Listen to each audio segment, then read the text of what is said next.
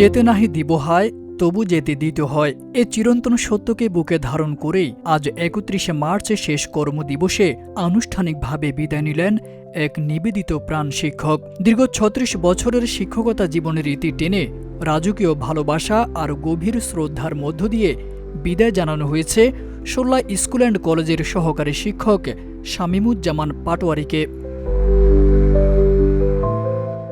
চাঁদপুর জেলার ফরিদগঞ্জ উপজেলার স্বনামধন্য এই শিক্ষা প্রতিষ্ঠানে তার পথ চলা শুধু পাঠদানে সীমাবদ্ধ ছিল না, বরং তিনি হয়ে উঠেছিলেন শিক্ষার্থীদের প্রেরণার উৎস এবং সহকর্মীদের আস্থার প্রতীক। তার প্রতিটি ক্লাসের প্রাণবন্ত উপস্থাপনা আজও শিক্ষার্থীদের মনে অমূল্য স্মৃতি হয়ে রয়েছে। অনেকেই এখনও ফিরে যেতে চান সেই শ্রেণীকক্ষে, যেখানে তার স্নেহমাখা শাসন আর আন্তরিক পাঠদান তাদের আলোকিত করেছিল। বিদায় অনুষ্ঠানে এক আবেগঘন পরিবেশের সৃষ্টি হয়।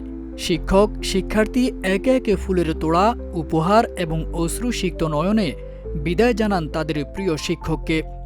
পুরো ক্যাম্পাস যেন স্মৃতিচারণ আর ভালোবাসার উচ্ছ্বাসে ভেসে ওঠে।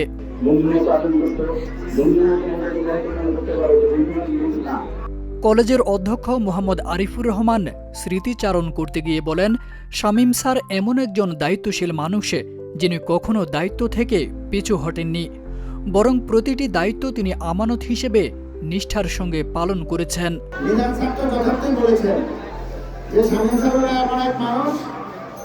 যাকে কোনো দায়িত্ব দিলে মা তো বলেই না, এবং আমরা অনেকেই আছি যে শামীম স্যারের অর্ধেক বয়স, হাঁটির বয়স, কিন্তু দায়িত্ব দিলে তার আগে একটা অজুহাত ছড়ে দেয়। এরকম আমাদের অনেকের মধ্যে আছে শিক্ষক শিক্ষার্থীদের মধ্যে, কিন্তু শামীম স্যার আজকে সামনে বলা ঠিক না।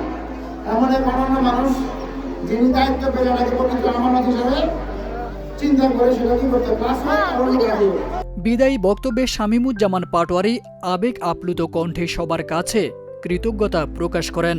তিনি সহকর্মী, শিক্ষার্থী এবং এলাকাবাসীর ভালোবাসার জন্য ধন্যবাদ জানিয়ে সবার সুস্বাস্থ্য কামনা করেন এবং প্রতিষ্ঠানের উত্তরোত্তর সাফল্য ও দীর্ঘায়ু কামনা করেন।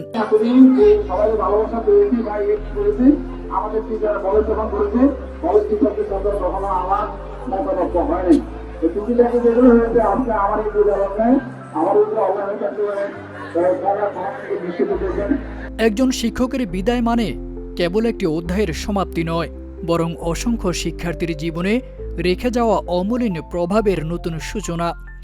শামীমুজ্জামান পাটোয়ারীর এই বিদায় তাই বিচ্ছেদের নয়, বরং ভালোবাসা, সম্মান আর অনুপ্রেরণার এক চিরস্থায়ী বন্ধন, যা প্রজন্ম থেকে প্রজন্মে ছড়িয়ে যাবে আলোর মতো। তারেক আজিজ খান, প্রজন্ম 24।